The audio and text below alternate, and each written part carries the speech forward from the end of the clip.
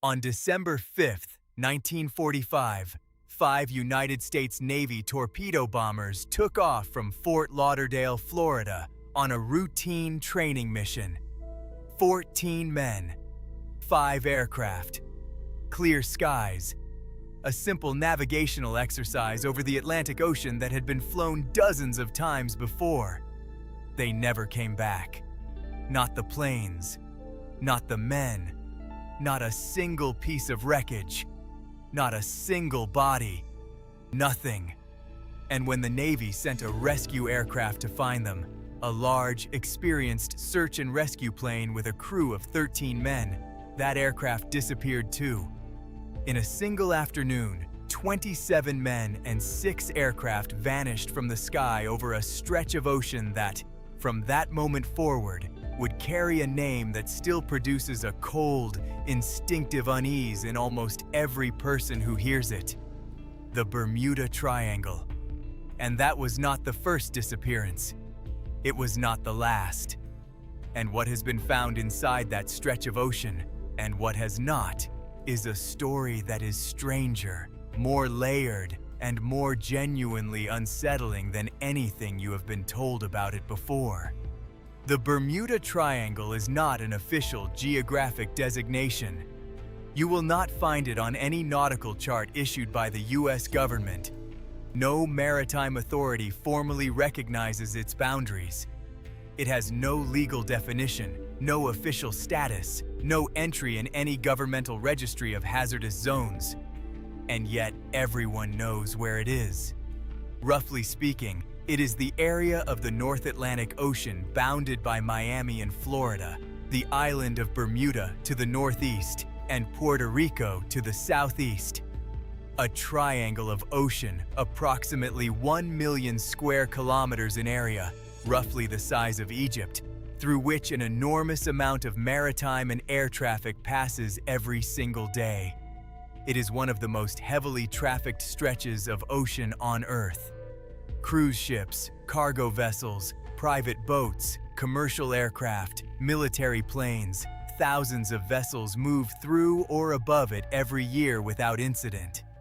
And yet, over the course of the 20th century, in the waters and airspace of that triangle, more than 50 ships and 20 aircraft disappeared under circumstances that have never been fully explained.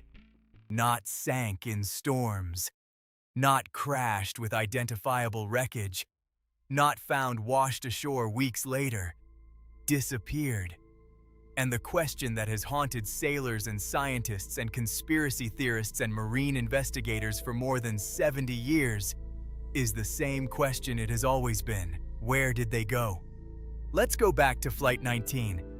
Because if you want to understand the Bermuda Triangle, if you want to understand both the reality and the mythology, you have to understand what actually happened on that December afternoon in 1945. The 5 aircraft were TBF Avenger torpedo bombers, each piloted by experienced Navy men. The flight leader was Lieutenant Charles Taylor, a decorated pilot with hundreds of flying hours. The mission was simple: fly east from Fort Lauderdale, drop training bombs on a target near the Bahamas, and return. Routine. Unremarkable. Expected to last about 2 hours. Approximately 90 minutes into the flight, Taylor made radio contact with the control tower at Fort Lauderdale. He was lost. Not slightly disoriented. Not uncertain of a minor navigational detail. He was, by his own account, completely unable to determine his position. His compasses, he reported, were behaving strangely, both of them, the primary and the backup, giving him readings he did not trust. The messages that came through over the next 2 hours are some of the most disturbing radio transcripts in aviation history. Taylor reported that the ocean below him looked wrong, that it didn't look like the Atlantic, that the islands he was seeing didn't match any charts he had. He made turns, attempting to orient himself. The other pilots in the flight deferred to his navigation, following him deeper into uncertainty. As the light faded and the fuel ran low, The radio contact became more fragmented, more desperate. And then it stopped.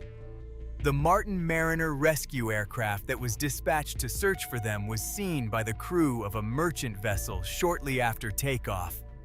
They reported seeing it flying normally. And then they reported seeing a large explosion over the water.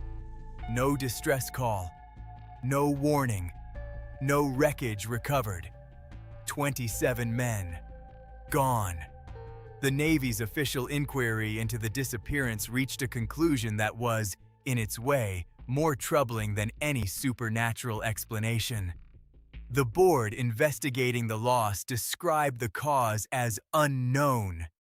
In a report that examined every possibility, every mechanical failure, every navigational error, every weather factor, they came back with the word that is the hardest word in any investigation: unknown. The Bermuda Triangle as a named concept entered public consciousness in 1964, when writer Vincent Gaddis used the term in a magazine article. But the territory it described had been generating unexplained losses long before anyone gave it a name. In 1918, the USS Cyclops, a massive U.S. Navy cargo ship, 300 meters long, carrying 309 crew members and a full load of manganese ore, left Barbados heading for Baltimore. The weather was described as clear and calm. The ship was in good condition. The captain sent a routine message confirming departure. The USS Cyclops was never seen again. No distress signal, no wreckage, no survivors, no explanation. It remains the largest single loss of life in the history of the U.S. Navy outside of combat. And it happened in calm weather, in a well-traveled shipping lane, with no apparent mechanical difficulty, with an experienced crew. The sea simply took it. In 1948, a commercial aircraft called the Star Tiger, carrying 31 passengers and crew, disappeared on a flight from the Azores to Bermuda. The weather was described as good. The last radio contact from the captain was routine. He reported his position, stated that everything was in order, and said he expected to arrive in Bermuda on schedule. He never arrived. The investigation found nothing. No wreckage. No cause. The official report stated, "No more baffling problem has ever been presented to the investigation of an accident." In 1963, the Marine Sulphur Queen, a large tanker carrying liquid sulfur, disappeared in the Florida Straits with all 39 crew members. The only things ever found were a few life preservers, a lifeboat, and some debris. The Coast Guard investigation cited possible structural failure, but was unable to determine with certainty what had happened or why. These are not legends. These are documented cases, investigated by official bodies, recorded in official archives. And none of them have complete explanations. Now let's talk about what has actually been found inside the Bermuda Triangle. Because while the disappearances dominate the story, the discoveries are every bit as strange. In 1968, underwater explorer Dmitry Rebikov discovered something off the coast of North Bimini in the Bahamas, a stretch of large, flat, rectangular stones arranged in what appeared to be a coherent pattern on the seafloor at a depth of about 6 meters. The formation came to be known as the Bimini Road. The stones are enormous, some of them up to 6 meters across, and they are arranged with a regularity that immediately suggested to the people who found them that they had not been arranged by nature. They lie in 2 parallel lines, curving gently, resembling nothing so much as a road or a wall, stretching for approximately half a mile across the sea floor. Geologists have studied the Bimini Road extensively.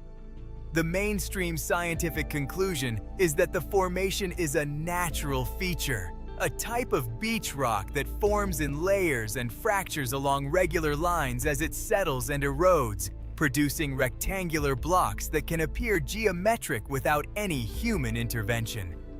It is a reasonable explanation. And yet, The Bimini Road sits at a depth that would have been dry land approximately 10,000 years ago when sea levels were lower.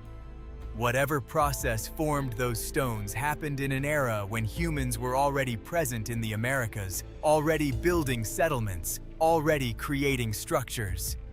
And there is this detail. Edgar Cayce, the American psychic known as the Sleeping Prophet, predicted in 1938 that the remains of the lost civilization of Atlantis would be discovered off the coast of Bimini, and that the discovery would happen around 1968 or 1969. The Bimini Road was found in 1968. Is this proof of anything? No. Cayce made many predictions, most of which did not come true. The coincidence of timing proves nothing. But it is the kind of detail that, once you know it, settles into the back of your mind and refuses to leave quietly. In the mid-2000s, a team of researchers using advanced underwater scanning technology conducted a survey of an area of the ocean floor within the Bermuda Triangle that had previously been only partially mapped. What they found, at considerable depth, were structures. Large, apparently geometric structures on the ocean floor. Forms with the kind of regularity that, in the context of archaeology on land, would immediately be described as ruins. Pyramidal shapes. Symmetrical formations. The coverage of this discovery was fragmentary. The researchers who found them were not, at the time, part of a major institutional expedition. The sonar images circulated online generated significant attention and then largely faded from the mainstream conversation. They have never been officially investigated by a major archaeological or oceanographic institution.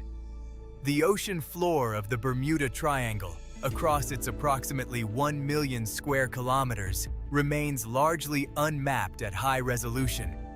We simply do not know, with any completeness, what is down there. What we do know is that the ocean in this region contains one of the deepest trenches in the Atlantic, the Puerto Rico Trench, which plunges to over 8 kilometers depth. Water that deep, and structures sitting on a floor that remote, would require extraordinary effort and expense to investigate systematically. That effort has not been made. Let's talk about the scientific explanations. Because they are real, and they are important, and some of them are genuinely alarming in their own right. The Bermuda Triangle sits above one of the most geologically active regions of the Atlantic Ocean. The sea floor beneath it contains significant methane hydrate deposits, frozen methane stored in the sediment of the ocean floor. Under certain conditions, these deposits can destabilize. They can release enormous quantities of methane gas suddenly, explosively, in massive underwater eruptions called methane blowouts. When a methane blowout occurs, it sends a column of gas and water upward through the ocean. The gas reaches the surface and spreads rapidly across the water. And here is what makes this relevant to ships.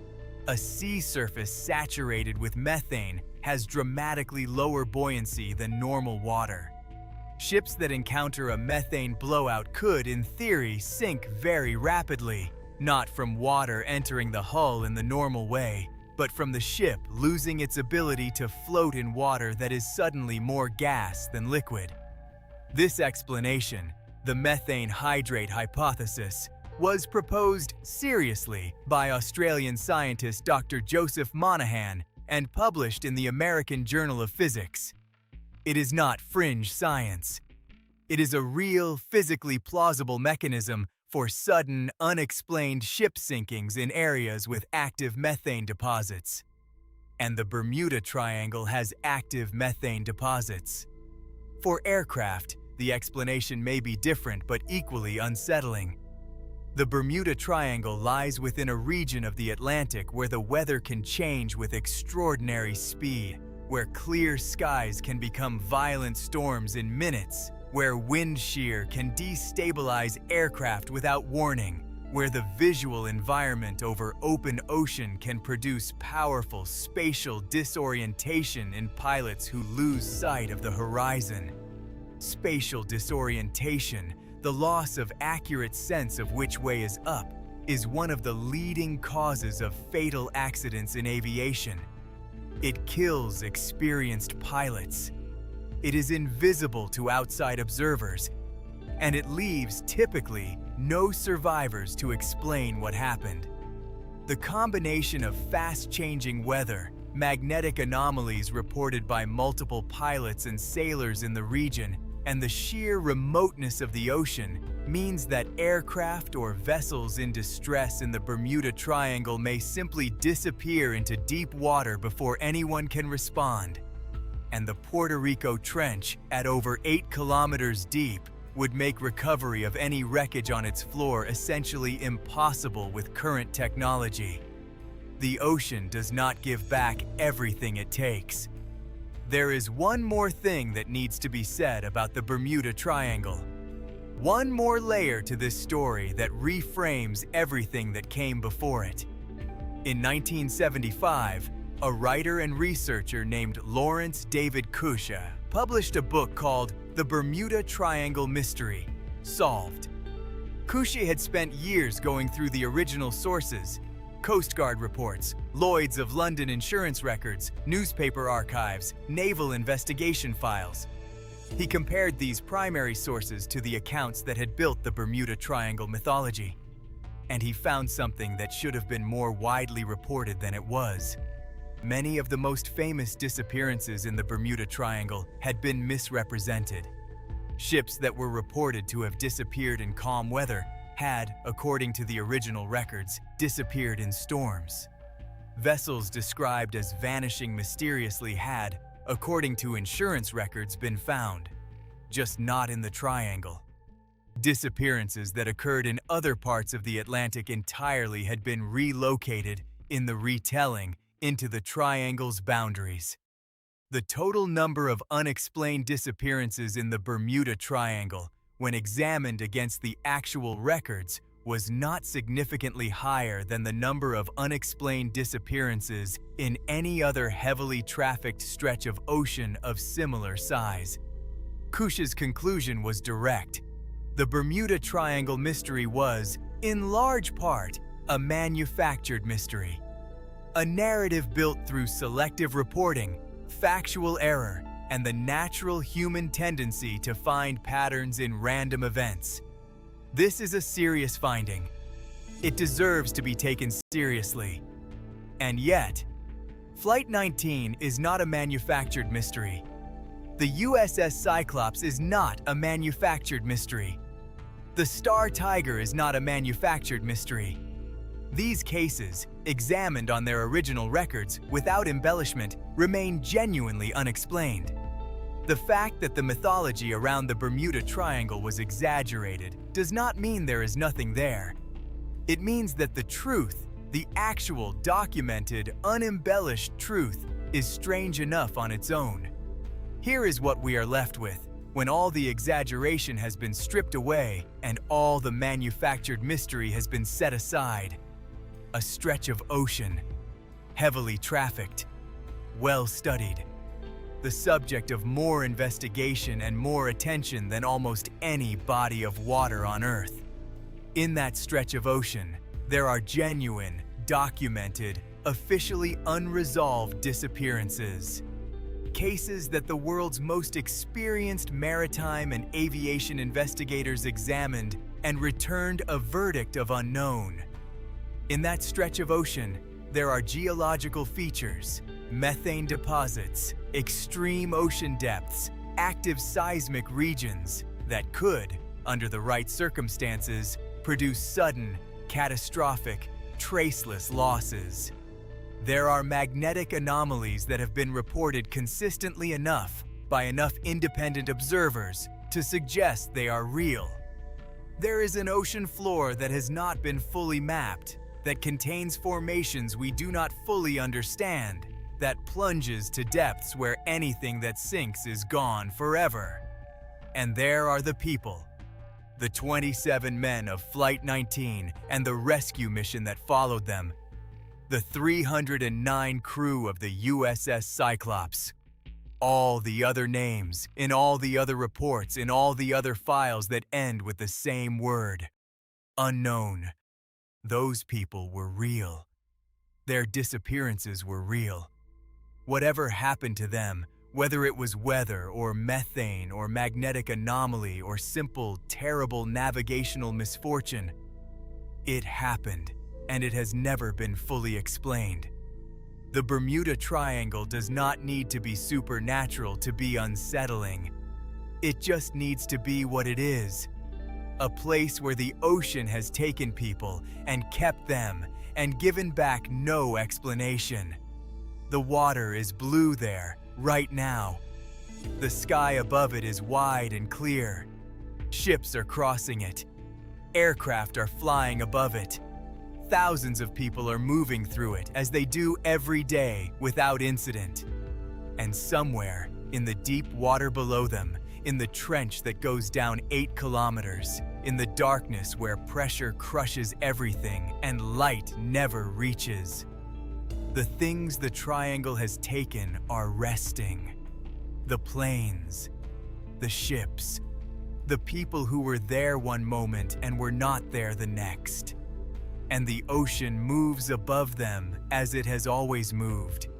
Indifferent, enormous, keeping its secrets with a completeness that no investigation, no sonar survey, no satellite pass, no institutional inquiry has ever fully breached. We have found things in the Bermuda Triangle, formations on the seafloor, anomalies in the magnetic field, evidence of processes that could, in the right circumstances, take a ship or a plane and make it gone without a trace. But we have not found the answer, and the ocean is under no obligation to give us one. It never has been. If this story made the ocean feel a little less familiar, if it made the horizon look a little wider and a little less safe, share it. Because some mysteries deserve to stay in the conversation. Some silences deserve to be heard. Subscribe. Because the most honest answer to the Bermuda Triangle is also the hardest answer to accept. We don't know. And the ocean isn't telling.